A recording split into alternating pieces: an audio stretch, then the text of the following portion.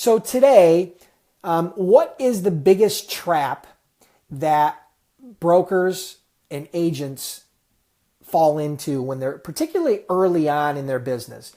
One of the biggest traps they fall into is complacency.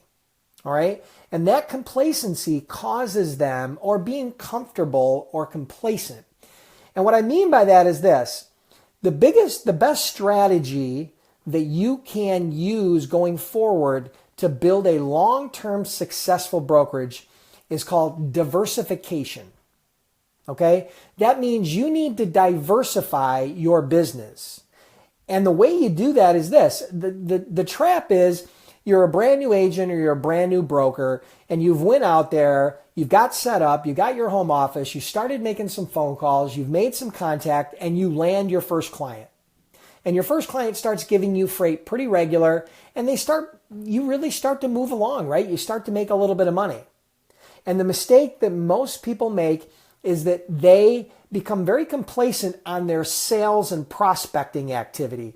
They start focusing and going into management mode. And what I mean by this is they start focusing all their time on that one client or those 2 or 3 clients. And what they're trying to do is they're trying to squeeze, right, as much juice as they can out of that grape. And that's okay. Maximizing your income opportunity with every client is great. But the fact is that you have to diversify your customer base. All right. The reality is, after being in this business for over 12 years, having met hundreds of brokers and literally thousands of different brokers throughout the country, either face-to-face, over the phone, or online like we are here, one of the biggest pitfalls is that brokers have their business is generally comprised of one client does 50 to 90% of their revenue. One client does 50 to 90% of their revenue. That's crazy. That's a huge threat, because if that client goes away, what happens? Well, if that client goes away, so does 50 to 90% of your revenue. So does any employees you've hired, because you now don't have cash to pay them. So does your mortgage payment, if you're relying on that as a way to pay for your not only your business expense, but your personal expenses, because that's why we're in this, right? We want to build a real business that is sustainable, that can provide us long-term cash flow.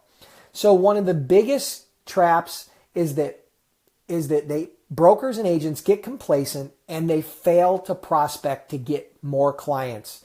Again, most brokers, many brokers that I've seen over the years, get very complacent, and 50 to 90% of their revenue is generated by 1 or 2 clients. Okay? So that's a huge threat. And so I'll give you a couple of real world experience, real life examples that I experienced here. And at the end of this, I'm going to go over some tips and strategies on how to avoid this in the second half. And I'm also going to do live Q&A. But I want to give you some real life stories, all right, of experience that I've seen firsthand on what happens when you don't diversify your client base. All right. So perfect example. I had an agent, this was years ago, had an agent who came on and started out a little slow, but then popped a big client, a really big client, a brand name that you would all recognize and know. Okay. All of you would recognize him. He landed this client, and within the next year, he did over $1 million in sales with one client. That's all he had, was one client. He was doing $1 million in sales. It was very good margin. He made over $100,000 personally in his own pocket, meaning commission that he generated that year. And so things were going really, really well. And along the way, I kept in his ear and I said, listen, you need to go out and get new clients. You need to go out and get new clients. And all I heard from him was, Dennis, I'm so busy, I don't have time to prospect. And I knew that something was going to happen. I knew that was almost like foreshadowing, right? That right around the corner, something was going to happen. And I stayed in his ear and I stayed in his ear. And guess what? He didn't change. He didn't go out and get new clients. And guess what happened? Next thing you know, it turned around. Something within the company changed. Nothing that he did, but something changed. And all of a sudden, he went from $1 million a year in revenue with that client to a big fat goose egg. He was doing zero. They were giving him no loads. He had no freight. And because he didn't diversify his client base, his customer base, his shipper base, he had no money coming in. And it literally sent him into almost financial ruin. I mean, I think bankruptcy was imminent or was right knocking on the doorstep. You know, he had all kinds of stress and pressure from family and from bills and from financial obligations. And it all stemmed from getting too complacent and not diversifying his shipper base, right? Not diversifying his customer base, all right? So one way to diversify your customer base is to diversify and get multiple customers, right? More customers, right? And that makes a lot of sense. You'd rather have $1 million business coming from 10 clients than $1 million from one client. That's a fact, right? You have less risk, you've got more diversification, and you are going to be able to, go with the ebbs and flows of that business, because if one client decides to leave you, or the traffic manager changes, or whatever number of changes that can take place, and it has nothing to do with your service or the value that you provide, you could literally be cut off at the knees, and your income could go from 6 figures to 0.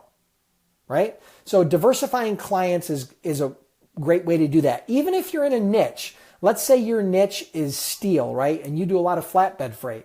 You don't want to be beholden to just 1 or 2 big clients, all right? The second way to diversify your customer base is to diversify into multiple niches, okay? Welcome, Deborah, to the stream.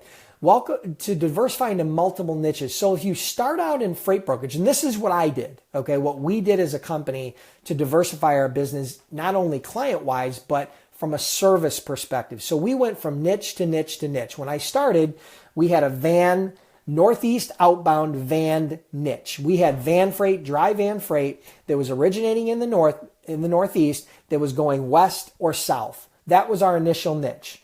And then we diversified into a couple other niches. We diversified into refrigerated freight. We diversified into flatbed freight. We diversified into heavy haul. We diversified into other specialized freight. We even did auto transport. We started doing rail. We were an IMC. We were an intermodal marketing company. So we diversified not only in our niche, but we continued to add niches to our business.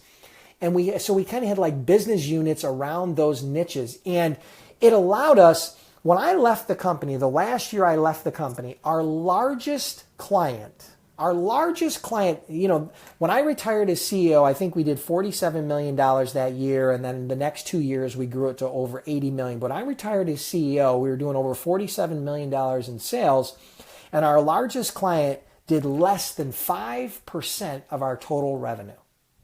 5%, our largest client. So that means if we lost our biggest client, right, our biggest shipper, it was only going to affect us 5%. Now that was millions of dollars, don't get me wrong, but the lights were going to stay on, everybody was going to continue to get paid, and the business would recover. Now, if that one client was 90% of our revenue, boy, are we in trouble, right? Can you imagine where you'd be if that happened? Welcome, Joe from Vegas. Welcome, James Pasquale. So I want to welcome everybody to the stream. Today we're talking about the biggest trap to avoid as a freight broker and freight agent to have long-term success. And what you need to do, this trap, is people that get complacent and do not diversify their customer base, all right? So I could tell you story after story after story, like the one I told you before about the guy who had $1 million client and then he lost that client. Fortunately enough, he got that client back 6 months later, and now he does a lot of business with him, but he lost it and it almost sent him into bankruptcy. I could tell you that type of story over and over and over. So I'm preaching to you right now, and I'm telling you right now, don't make that same mistake. You need to diversify your customer base. Now, I know some of you are just getting started, but you need to know this up front. Just because you go out and get 1 or 2 or 3 clients and they start giving you loads, you need to continue to prospect, because the fact is, this is something you have to understand. We are never sitting still. It's never what scientists call a homeostasis, right?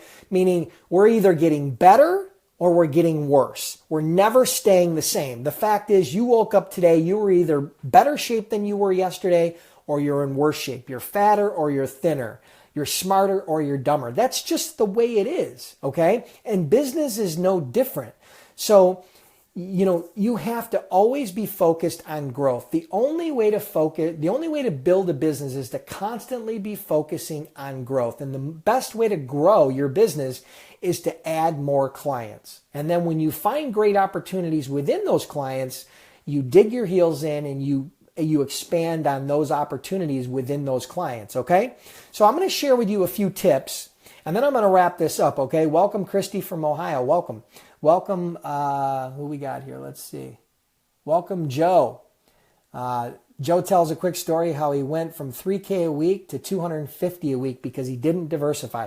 Listen, Joe, you're not alone, my friend. I could cite dozens of stories like this of agents that I've known, brokers that I've known, people I've worked with, people I've coached, people that went through freightbrokerbootcamp.com and later came back to me and told me these lessons that they learned. And I can tell you, I'm going to give you a couple of tips, all right? And I want you to pay close attention. Grab your pen and paper really quick. I'm going to give you 5 seconds. Grab a pen and paper. I want you to jot these down because there's no download at the end. I didn't put a sheet together that you can get, but I want you to pay attention to these tips, okay? Number 1, don't get complacent. Don't get lazy, okay? And that's really what it is, getting complacent and lazy. You can tell me that I'm too busy. You are never, ever, as an entrepreneur, you are never, ever, ever too busy to go out and get more clients. Anybody that tells me that is full of shit. Sorry, but that's the facts, all right? They're completely full of shit. You are never too busy to go out and get new business. If you're that busy, all right, what you need to do is you need to hire. At that point, you need to hire to your weakness. If you're a bad salesperson, hire a salesperson, right? And then coach and work with them to go out and get new clients. If you're a good salesperson and you're not a good operations person, you're not good at finding trucks and negotiating and dispatching and all the operational stuff, right, that we have to do as brokers and agents, well, then you're going to hire somebody there. But you're never, ever, ever too busy to go out and get new clients. I will argue that until I'm blue in the face, okay? Hello, Christy from Ohio. So what you have to do is you have to dedicate time every day on your busiest day when you are absolutely crazy and you've got freight on the boards and you need to get it moved and, you look down and it's 3 o'clock. Every day you have to schedule time in your day to prospect. I don't care if it's 15 minutes, 30 minutes, an hour, but every day you need to prospect. That means you have to be reaching out to new contacts. You have to be following up with your other contacts. You need to be contacting people that are potential shippers, right? That's what you need to do. And if you ever get that busy, you need to hire to your weakness, okay? So, and the last thing I'm going to share with you, one of the biggest tips I can give you, this is a tip that I've given many, many people, and a small percentage of them have actually listened, but the ones that listened are still around, and they have businesses that are thriving, doing $3 million, $5 million, even $10 million, brokers that I've worked with, agents that I've worked with. And so here's what I can tell you. You need to visualize this. Walk in. I want you to close your eyes for a second and visualize this. You walk into your office, whether that be a home office or you have an off-site office, and you've got a voicemail on your phone, right? Whether it be your cell phone or your work phone, whatever it is, right? I want you to visualize this with me. And you click on the voicemail and you start listening to the voicemail, and all of a sudden you hear your biggest shipper, that guy that controls 90% of your business. And the voicemail says, "Hey, Dennis, I've got really bad news. We've made some changes internally, and unfortunately, we're not going to be able to use you anymore. So we're going to pay off all these invoices we owe you, but we're no longer going to be able to use you. You can feel free to call me if you want, but it's not my decision. And unfortunately, we're not going to be able to use you anymore." Let that sink in for a second. If you lost 90% of $1 million business, you just lost $900,000 in revenue. If your margins were 20%, you just lost $180,000 in profit for your brokerage. If you were an agent, you just lost over $100,000 probably in commission that you would have made. How do you feel right now?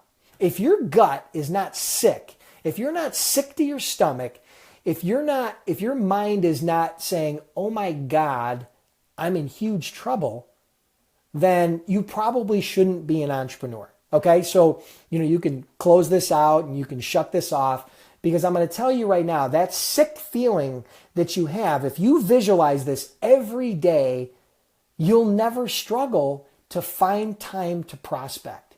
Because the fact is, shipper, you're over your career in the next 5, 10, 15, 20 years, your shippers, your customers are going to change. The first shipper that you get, it would be great if 20 years from now you were doing business with them, but that typically doesn't happen. You might have a shipper for a year or 2 or 3 or 5 or maybe even 10 years. But eventually things change. And sometimes they change because you change them. I've fired clients that I did over $1 million a year with because we couldn't make money on them anymore. There's something changed in their supply chain and it wasn't profitable for us anymore. So I fired them and moved on. And so there's a lot of things that can happen in the trucking and logistics and transportation industry that's outside of your control. But the one thing you can control for sure, without a doubt, is diversification. If you can get 1 customer, you can get 2 customers. If you can get 2 customers, you can get 4 customers. If you can get 4 customers, and so on and so on and so on. And remember, the lesson for today is this. Go out and build $1 million book. Go out and build a $50 million book of business. I'm happy for you.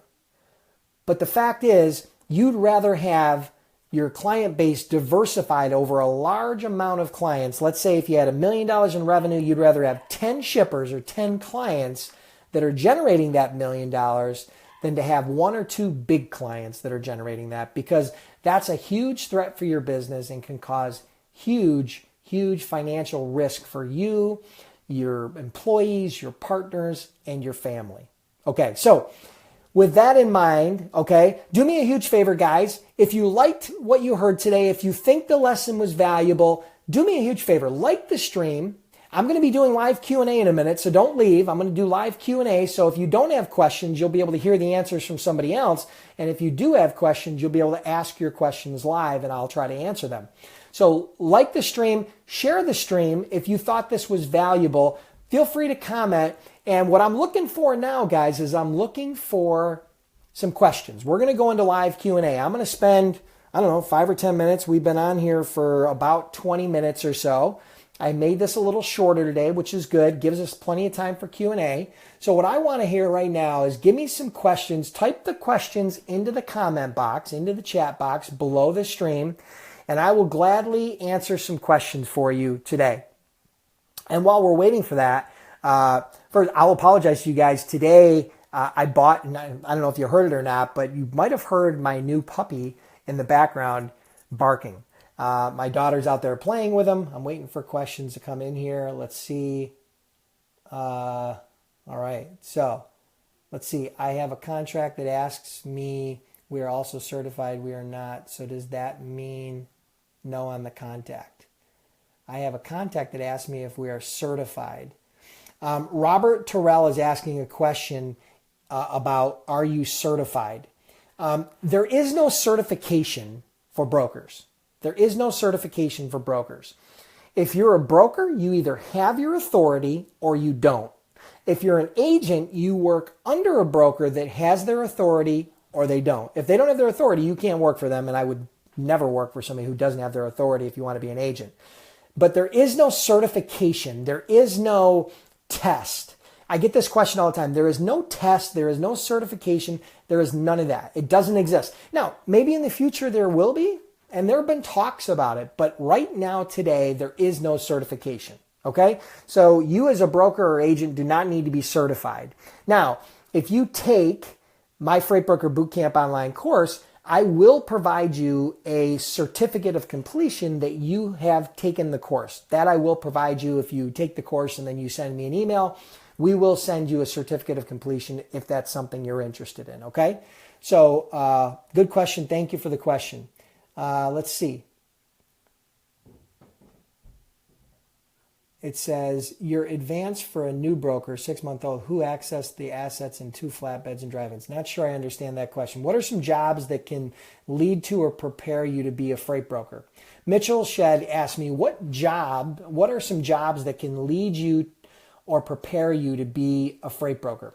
That's a really good question. Glad you asked, Mitchell, right? Mitchell. So Mitchell, some jobs that can help prepare you.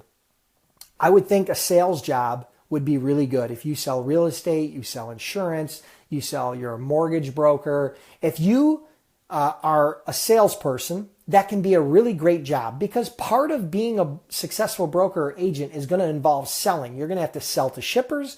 You're going to have to sell to carriers. And so sales can be always a great job. Now, from an operational perspective, I think a dispatcher for a trucking company, or people that do dispatch and are used to organizing and multitasking, that could be a great job. So anything that involves multitasking, anything that involves, over the phone, high volume over the phone type of engagement, sales, those would all be great jobs or skills that you could learn in order to do well, okay? In order for you to help prepare you to become a broker or an agent, okay? Another question is, have you ever brokered hotshot loads, for example, car haul loads or partial loads? Emmanuel, yeah, hotshot loads or partials or expedited loads or car hauling, yeah. Me personally, no. My company and the brokers that work for me, or the agents that work for me, absolutely, yeah. Those are all things that we've done. We did car hauling. We did car hauling for individuals who wanted to transport their car from the Northeast down to Florida because they spent the winter in Florida. We worked with large rental car companies that had rental cars that they need to reposition. Either they were buying their fleets and moving their fleets, or they needed to reposition them as a part of their logistics, management process. Hot shots and partial loads, I think, are a great niche to be involved with. And what I mean by partial loads is things that are bigger than an LTL. Typically, they're more than a few hundred pounds, or they take up more than 8 or 10 feet of space, but they're not a full truckload. So they might be 4 pallets that weigh 2,000 or 3,000 pounds, and you're going to either do what's called load to ride, where you're going to put them in with other loads on a truck. So you might have a carrier that's consolidating freight from Buffalo to Dallas, and that might be his lane, and he's picking up partial loads along the way, and he'll deliver those partial loads along the way. So those are some examples of different niches that I've worked with. So yeah, I think those are good niches. Do you have any recommendations for companies to be an agent while developing your brokerage? Nathan, I can't recommend anybody other than Logistic Dynamics, okay? I sold that business, so I'm under a non-compete. Part of that is I can't refer people to other companies. If you go on Google, there's tons of companies out there. My suggestion to you is focus on smaller companies. You're more value to a smaller, newer company than you are to a larger company. It'll be much harder for you to become an agent for a larger company. So I would focus on smaller companies, smaller to medium-sized companies. My old company is Logistic Dynamics. I no longer own that business. I have no influence over it. I can't tell you whether you're going to get hired. In the past, we never hired agents who did not have experience. But it could be very worthwhile for you maybe to reach out and see if they'll hire you. But again, I have no influence over it. I do not own that business anymore. I sold my equity in that company, so I'm out of there. Okay, so please understand that I can't help you in any way other than directing you to them. That would be logisticdynamics.com. Feel free to check that out. They got a great agent program, you can't go wrong there if they hire you. All right. So, but you got to understand, LDI, my company, is one of the largest agent-based brokerages in the country. So, you're probably going to struggle there a little bit, or you might, but if you can go in and sell yourself, great. But focus on smaller companies, okay? And I put together an entire training on how agents who have no experience can go out and get hired as an agent, even if you don't have any experience or a book of business. I put together an entire training on that. I think I did a Facebook Live on it, as a matter of fact. So if you go into video archives of this Facebook page and search through some of the older trainings, you'll probably find that training, how to get hired as a freight agent with no experience. Okay? Lots of questions, so that's good. I like it. That's exactly, start with small. Okay. Okay. So what else do we got here? Let me just refresh and make sure we're covering all the questions. All right, hold on. I apologize for moving here, but how do you get past the receptionist? Nancy asks, how do you get past the receptionist? I hardly speak with anyone because the receptionist won't transfer. And from my past experience, they don't even pass on the message. Okay.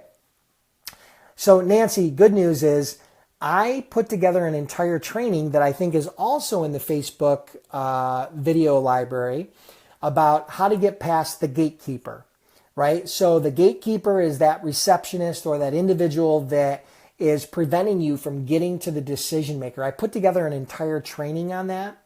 And the fact is, what you're going to be surprised at is you don't want to go around the gatekeeper. You need to figure out a way to befriend that gatekeeper. You need to develop a relationship with that gatekeeper. Okay, so I put together an entire training. Go to the Facebook Live, go to the Facebook page video archive, go to the video link, and you'll see a training in there about how to get past the gatekeeper. Okay, so rather than taking this whole thing, there's an entire training I did, and it was probably 20 minutes, a half an hour, that I think will really, really help you out. I hope that helps you. I look forward to your feedback on it. Okay. Let's see what else we got here. I already answered that. Deborah asks, what is a sales representative? A sales representative is somebody that goes out and sells your product or service. Deborah, I think that's pretty straightforward. That's somebody that goes out, reaches out to potential customers, potential prospects, and develops a relationship with them, finds a need, and fills that need with the value that you can provide. Okay? Jamie Klein is asking, would it be smart to focus on only dump truck dispatching? Jamie, I'm going to be extremely honest with you. I personally have no experience with dump truck loads. And I really don't know about dump truck dispatching. I really don't know anything about that. If I were going to go after dump truck loads, if I was going to make dump truck my niche, what I would do is I would go out and I would make a list of companies, shippers that would potentially use dump trucks, okay? That they need that for their service. I don't know what that would be. Maybe it's concrete companies, maybe it's construction companies. I'm not sure who uses dump trucks. You probably know better than I do. I would go out and I would focus in on those shippers. And I would also develop some relationships with some carriers because this is a very niche type of service, okay? So I would develop, some shippers that are in a specific region, whether that be your local hometown. For me, it would be Buffalo is where I would start. I would also develop some carriers that are focused in on that niche of dump truck hauling, and they use dump trucks. And then I would start making some phone calls and do some discovery phone calls on exactly what those shippers are looking for, what those carriers that specialize in dump trucks are for. I would take that market intelligence, I would take the sales intelligence that I've gathered, I would analyze it, and then I would connect the dots. And if that niche did not look like it was profitable, I would move on. If that niche looks like it can be profitable based on feedback that I've gotten from both parties where I'm doing kind of a product market fit, at that point, I would start, putting proposals and pricing and developing relationships with those shippers and as well as those carriers. So that's how I would explore that niche. But personally, I can't give you any advice on dump truck dispatching. But personally, I can give you the advice is that what I like about that is that it's very, very niche. So I like that idea. I like the idea. I'm a big believer that riches are in niches, okay? Riches are in niches. So you want to be a niche player. You don't want to be a jack of all trades, master of none. I've spent a lot of time talking about that in the past as well. Let's see what else we got here.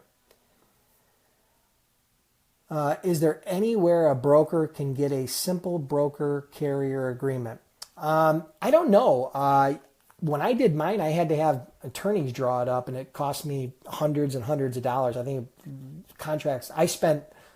In contracts alone with attorneys, I've spent $5,000 or $10,000 over the years.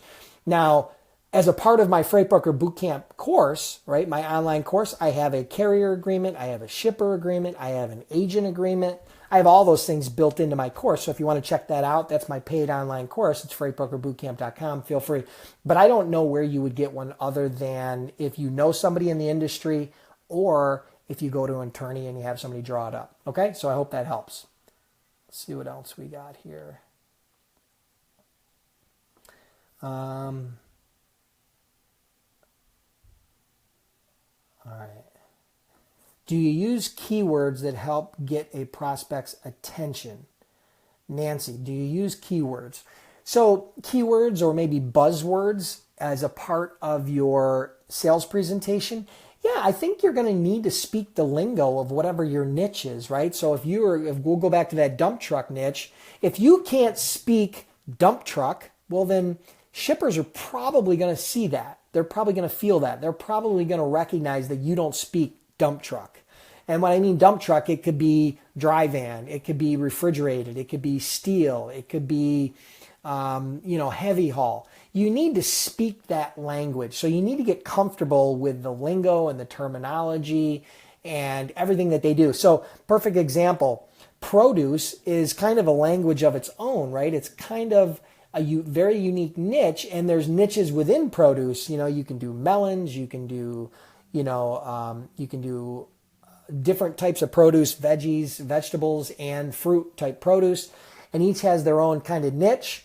And the other thing about produce is that in most cases it's either a piece count or it's called a hundredweight, where you have a special pricing structure for that. So yeah, I think you need to understand the buzzwords, and what you'll do when you're figuring out your niche, what you're going to do. So if it's dump trucks that you're looking to do, or people that need dump trucks, you're going to find, if it's a contracting company, you're going to find some of the biggest challenges that they face as a contracting company when getting rid of or hiring dump trucks or in logistics in general. And you're going to find some of those challenges, and you're going to develop your language and your presentation around that. So yes, Nancy, I think understanding the language of your niche is very important. I think developing that language is very important.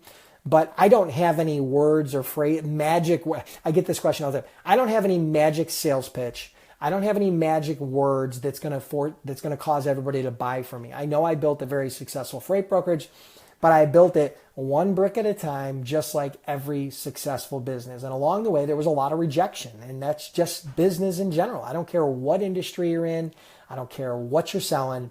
That's just the way it is. You will get better over time as you get more experienced. But early on, what you lack in experience, make up for in numbers and enthusiasm. That's all I can tell you. Okay, so I hope that helps. We've got some more questions in here. Let's see, we've got Robert Terrell. I would simply explain to them that you're not ISO certified. Yeah, okay, so ISO certification, very few shippers require ISO certification. That's a special certification that I can tell you, in all the years that I was a broker, I can probably personally name less than a dozen experiences where companies have required you to be ISO certified. So it's pretty rare, okay? And if you're not certified, yeah, let them know you're not certified. If it's worth it and the client is going to give you a lot of business, go out and get ISO certified.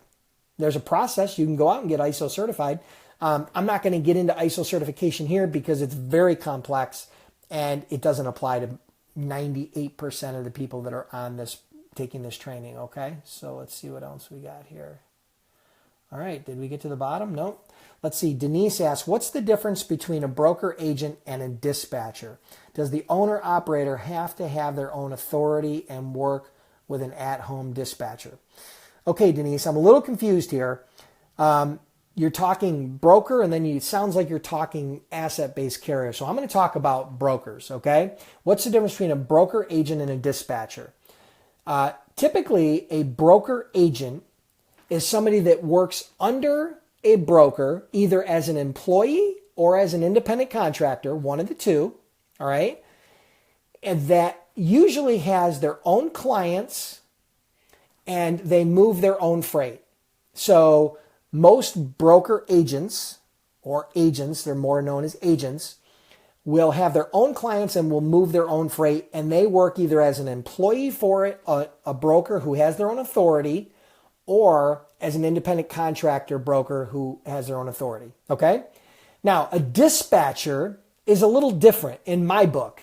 A dispatcher is somebody who simply dispatches drivers. So if a broker has a load that's picking up from point A to point B, they get the load, they cover the load with a shipper, they make all the arrangements, and then tomorrow that load's going to pick up. Before that load picks up, the dispatcher would call the driver and would dispatch that driver. Or maybe the driver calls the dispatcher and they dispatch that driver into the pickup location. And then that dispatcher will typically follow that load from cradle to grave, from the time it gets dispatched for pickup all the way through to delivery. So those are the differences in the brokerage of what a dispatcher versus a broker agent does. Now, on the asset-based side, dispatchers do the same thing that I explained as brokers. They basically dispatch drivers into pickup locations, and then they see that load all the way through to delivery. Okay, so I hope that helps, Denise. I hope that helps clarify that for you. Let's see.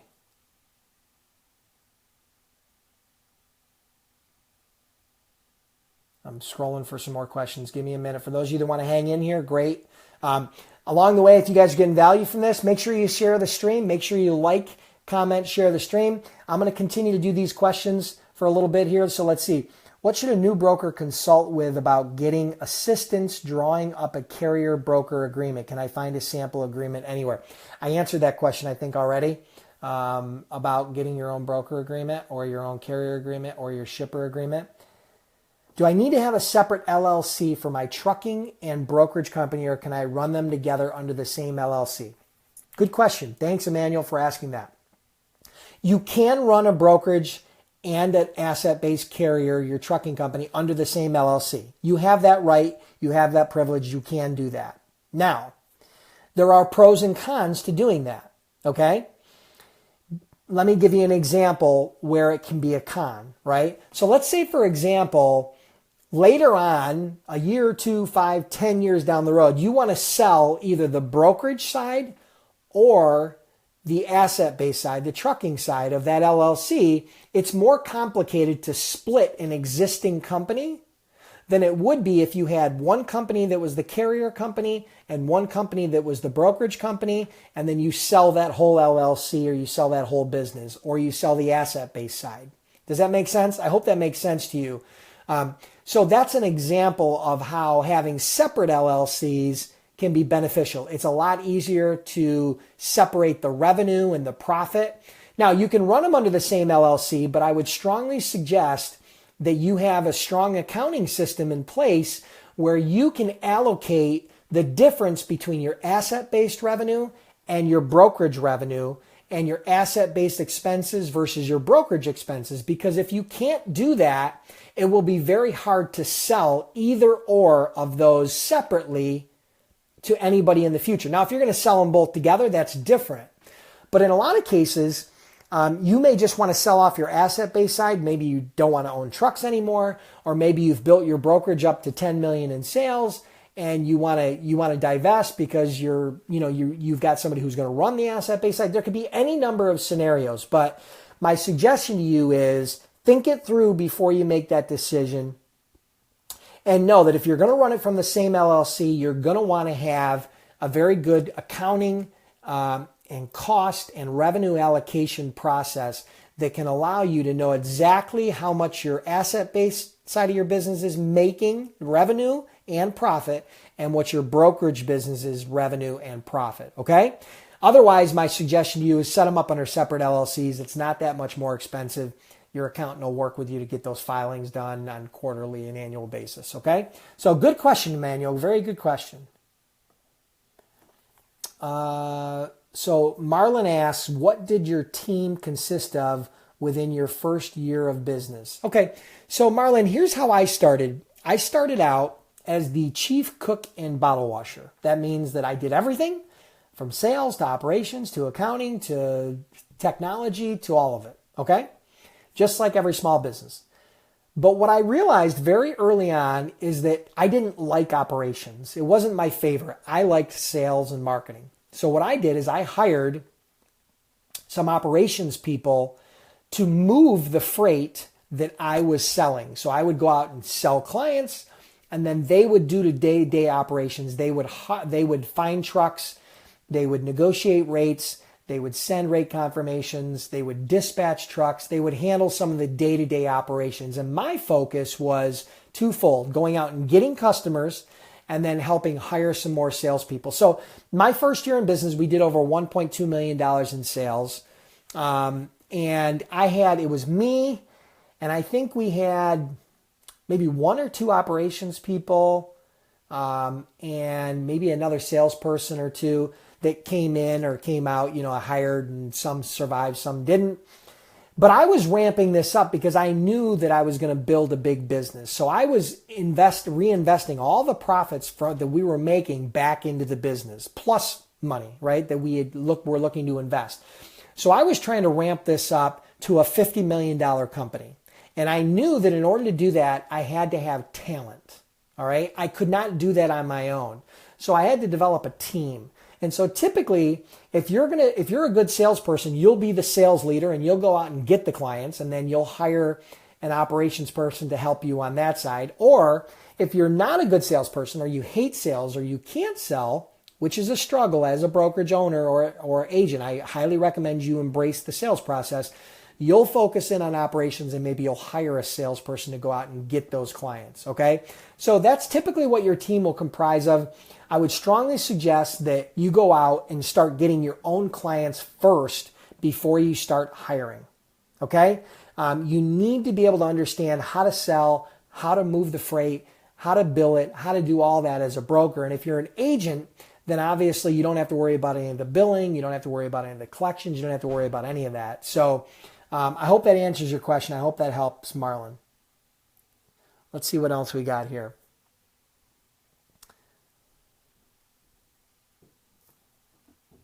Okay. So Deborah says, yes, but in New Jersey, there's a lot of sales rep for truck drivers. They get loads for truck drivers and get a percentage. Yeah, that's different. That's not a broker. They're not brokers and they're not agents. They're called dispatchers, right? So they're a dispatch service that goes out and dispatches owner-operators or small fleets. So what they do is they go to load boards and they find brokered loads, which is super easy. And then what they do is they set up all the paperwork with the broker. They do the rate confirmation, and they do that in accordance with what that owner-operator is looking for, the type of freight, the type of rates, the lanes, all that. That's not a broker. They are not brokers. They are not agents. As a matter of fact, there's even a question of the legality. Now, I'm not a lawyer, and I'm not here to rat anybody out, but there's a question in the FMCSA that's been brought up to the Federal Motor Carrier Safety Administration about the legality of having a dispatch service, okay? Because in a lot of ways, they're operating like a broker, but without a broker authority. So I'm not here to rain on anybody's parade, but I can tell you, if you want to be a legal broker, you got to go out and get your broker authority. If you want to be an agent, you got to work for a broker who has their broker authority, okay? That's just the facts, all right? So I hope that helps, Deborah. Jim, factoring companies, they're all over the place, okay? They're all over the place.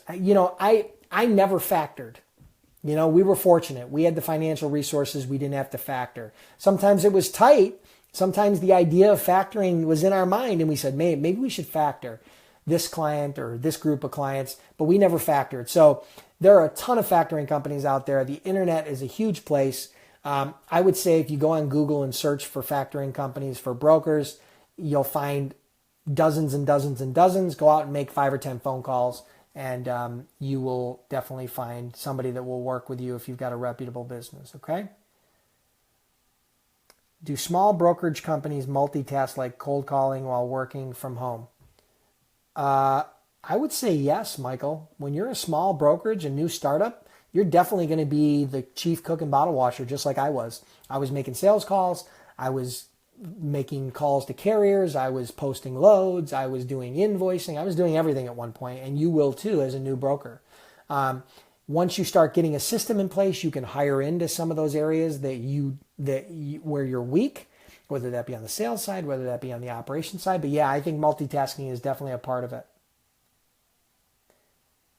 Let's see what else we got. Joe asks, when I call, I just start with hello. Can you please help me? You know, Joe, I don't have a magic script that everybody wants. Everybody wants this magic script. Now, let me break the news to you. It doesn't, get this straight, listen, look at me in the eyes. It doesn't exist. There is no magic script. I don't teach tactics. What you need to understand is the fundamentals of sales and marketing.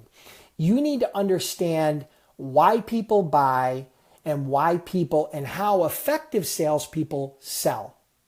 So you need to become a student of sales. I'm not here to tell you that this is easy. I'm not here to tell you that there's this magic words that come out of my mouth that make people buy. It doesn't exist. Okay? I'm sorry, but it doesn't exist. And I don't care who you are. You could be the greatest sales trainer in the world. A lot of my mentors and coaches are super successful sales trainers, right? And they don't have special scripts that they use. I can tell you the framework of having a good sales call is figuring out how to quickly develop rapport, how to assess a need, asking good questions, and listening. Okay, so those are some of the key components of having a successful sales call. Developing rapport, asking good questions, and listening. Now, you need to do that quickly. So I think rapport building is a very important thing. I think those of you that can make people laugh or can warm up to people quickly can do extremely well. Those of you that don't, this is people buy from people they know, like, and trust. I've talked about this before. You need to be able to develop rapport because the biggest stumbling block between you and a new shipper is the fear that they have that you're going to screw it up because they don't know you. And because they don't know you, they don't trust you. And because they don't trust you, they won't give you freight. Okay? So I hope that helps. I know that's not the answer you're looking for. But maybe in the future, I'm going to be doing some more advanced sales and marketing type training. Maybe you can tune into that in the future and maybe I can come a little bit closer. But as far as a script for cold call, you guys want to put together your own little script outline, that's fine. But I don't teach scripts. It's just not what I do. Okay? Michael Shedd asks, what are the typical computer programs you use throughout the day? And how much actual phone time versus computer time is there? Okay, good question. There's a couple of pieces of software you're going to use. As a broker, you're going to use load boards, which are all online, web-based. You don't need to buy software for that. Load boards is where you post loads and you find trucks. You're going to use, probably some sort of mileage software, where whether that be web-based or whether that be something you install on your computer like PC Miler or different mileage software where you can determine miles because rates are typically determined by the mileage or the length of a haul. Okay, so you're going to have some sort of mileage software. There's all kinds of stuff online for that. Another type of software you're going to use as a broker is probably some sort of accounting or billing software. You're going to need to be able to invoice your customers. You're going to need to be able to do carrier remits or payments to carriers. So those are the three biggest pieces of software that you're going to use. I would tell you that on the second part of your question, you asked how much computer time versus actual phone time. When you first start, it better be a lot of phone time because you're going to need to reach out to shippers. You're going to need to be talking to shippers. So the only way you're going to get clients, the only way you're going to get shippers is by talking to them on the phone or going face to face. You're not going to email or go into some magic software or magic website and shippers are just going to flock to you and you're going to go out and get a bunch of shippers. Doesn't exist. Sorry to break the news to you. Okay? If that's what you're looking for, this isn't the business. And I'm not necessarily talking to you, Mitchell, but people in general that are listening to this, I think there's some misconceptions. You're going to reach out to shippers and you're going to develop a relationship with them. You're going to find a need, you're going to fill that need, and you're going to get paid. And that's really what we do. Okay? So I would tell you, I didn't gauge the quality of my salesperson based on the number of phone calls they made per day. I gauged it on the amount of phone time they had. So they might only have 10 good conversations a day with prospects or shippers. But if they spent 4 hours on the phone or 3 hours on the phone and phone time during that day, I knew that they were having really good conversations with those people. They were developing relationships. They were overcoming objections. They were discussing opportunities. They were seeking opportunities. And so I think a better gauge is phone time versus actual number of dials on the phone, okay? And again, I'm not a huge advocate of cold calling. It works, but I'm much more, I think there's a much more sophisticated approach, a much more effective approach with social selling and LinkedIn marketing and some things I've talked about in the past. And I'm going to bring some more of that training to light here in the near future. But right now, that's what I would suggest, Mitchell. Let's see, Russell. I'm currently a driver. Would this be something that I can do the same time I can drive? Absolutely, Russell. Drivers, whether you're an owner operator or you're working for somebody as you're a hired part of their fleet, as long as you have access to a computer and you have access to make and take phone calls during normal shipping hours, which you know what normal shipping hours are, right? Most freight picks up somewhere between 7 a.m. and 5 p.m., right? As long as you can take and make phone calls and access online software like load boards and, in your phone, you can build a part-time business. Now, are you going to build a huge business? Probably not. But you can build a part-time business until it replaces your full-time income. So it can start out as a plan B, and then it can be a plan A once you replace your income. And at that point, if you're making $4,000 a month as a driver and you can build your brokerage up to $4,000 a month part-time, well, at that point, you might want to make a choice to go become a full-time broker. You may not. You may just want to continue part-time, but that would be completely up to you, Russell. I hope that helps. Let's see. Rena Nelson, yes, you can catch the replay. Absolutely, you can catch the replay. It'll be posted after I close out this, okay, after I close out the live. Let's see. So Dante asks, hi, Dennis, what do you think will happen to freight brokers now that Uber is doing business, plus they want autopilot trucks? Okay, so I get this question all the time, and everybody needs to stop panicking. Uber is just going to be another broker. That's it. They're just going to be another broker. And whether they're big or small is yet to be seen. All right? I can tell you, and I think anybody that has a half a head can realize that there's a huge difference between a cab ride from point A to point B with a consumer versus shipping ice cream that needs to be at 20 below zero that's going to go from Arkansas to Las Vegas, and the value of that shipment is $60,000. Okay? The complexity and the value of that transaction make it inherently much more difficult and much more risky for shippers. So, am I worried about Uber? No, I'm not worried about Uber. But I would tell you that the smartest thing you can do as a broker is be a niche player. Develop a niche. Develop strong relationships with your carriers. Pay your carriers on time. One of the biggest benefits Uber provides carriers is fast payment. Not the loads. They're not going to pay them anymore. They can say they are. They're not going to pay them anymore. They're just going to give them faster payment. And so if you don't pay quickly, you may not get some carriers to move your loads. And so if you are a good broker and you pay your carriers quickly and you take care of your carriers and you develop long-term relationships with them, I wouldn't be worried. I wouldn't be more worried about the long-term value of brokerage today than I was before Uber ever existed. Okay? So, do you pay attention to it? Yes. Do you monitor it? Yes. But I'm not worried about it. The freight industry, I think the trucking industry alone is the $300 billion industry. Okay? It's so vast and so big, and it continues to grow because as our population grows, so does the demand for housing, so does the demand for food, so does the demand for consumer products. And so, of course, there's going to be more shipping, right? There's more shipping this year than there was a decade ago. And a decade from now, there's going to be more freight and more shipping then, okay? And it's only going to get increasingly complex, okay, as we continue to evolve a global economy. Okay, so I hope that answers your question, Dante.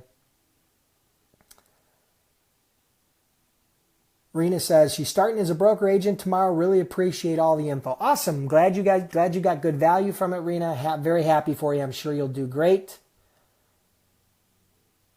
Alfred Turner asks, where did you find your salesperson? So when I hired salespeople, where did I find them? Typically, I found them one of three places. I either placed a job ad, okay, and that job ad was typically maybe like a monster.com. Maybe it was an indeed.com. I placed some sort of a job ad and then people replied to that, and then I filtered through the resumes. That's number one. Number two, I found them on LinkedIn. So I would research people on LinkedIn that were either looking for work or currently employed, and then I would approach them about the opportunity, or I would get a referral from somebody that already worked for my organization, right? So someone that maybe was in accounting or another broker or an agent, and I would ask them, do you know anybody good that might fill this position? And I would get a referral. So those are the three primary ways that I hired people, whether it be in sales, whether it be in operations, whether it be in accounting, whether it be in marketing, whether it be in technology, doesn't matter, right? So those are the three ways. Posted a job ad, found them on LinkedIn, or asked for a referral, right? And then in the last case, sometimes I would actually hire a headhunter. I'd hire a recruiter. I wouldn't recommend this particularly early on, but as you get more evolved, you get bigger, you get larger, you have more revenue, you're looking for more complex types of hires, recruiters can be a valuable service at times. Okay. So Deborah says, thank you so much. After spending over $3,800 for a broker training course that only lasted a week, I ended up very confused. I totally appreciate what you're doing here. I signed up for Freight Broker Bootcamp. Thank you, Deborah. Thank you so much. Total unprompted recommendation and testimonial. So for those of you that are curious about freightbrokerbootcamp.com, check it out. It's my online training. What I did is I put together a course that had everything that I was looking for before I got started back in 2003. Everything I was looking for before I got started is in that course. All right. It's $98. It's a one-time investment, no recurring fees. We've had trained over 4,000 students online, 97% satisfaction rate, and we offer a 60-day, 100% money-back guarantee, because if you're not happy, I don't need or want your money. Okay, that's simple. Send an email, no questions asked, refund. Okay, so you got 60 days to do that. So very few people do it because the value that I provide in that training is so far above and beyond the investment, it's ridiculous. Okay? So thank you very much, Deborah, for that quick testimonial. Should you get a full-time job while starting your company? Brandon, I can't answer that question for you. I didn't, but you may have to. A lot of that comes down to cash flow for you. The challenge will be, if you get a full-time job, are you going to have time to prospect and build your brokerage or your agency? That you would know better than me. Here's what I know for sure.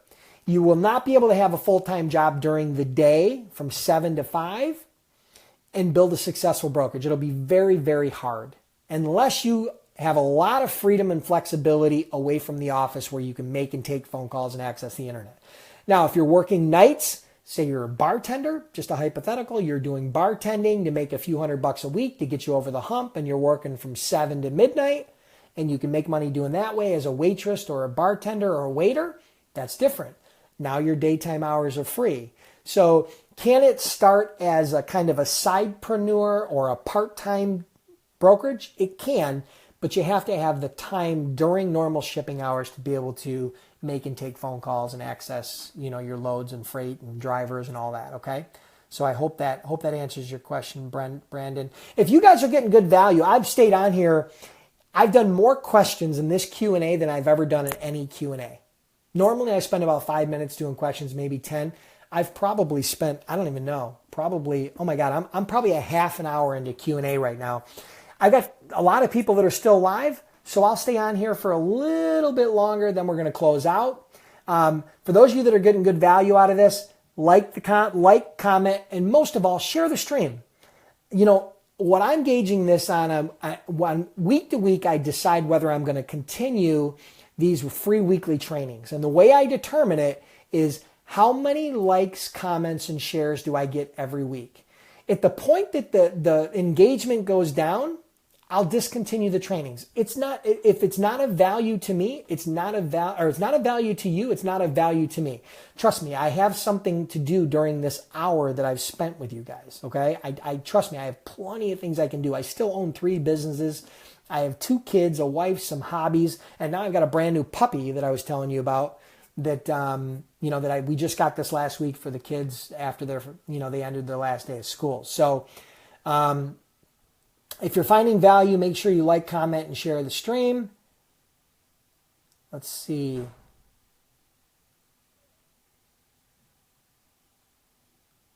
So Rena says, as a freight broker agent, what strategy do you find best in getting drivers to bite on a load posting? If you want people to bite on your load posting, I would post it frequently. I would post it if there's ability to put comments in the load, depending on the load board in the comments field. I would focus in on quick pay, on the fact that you're going to get paid quickly. I would focus in on your credit. I would focus in on your reputation.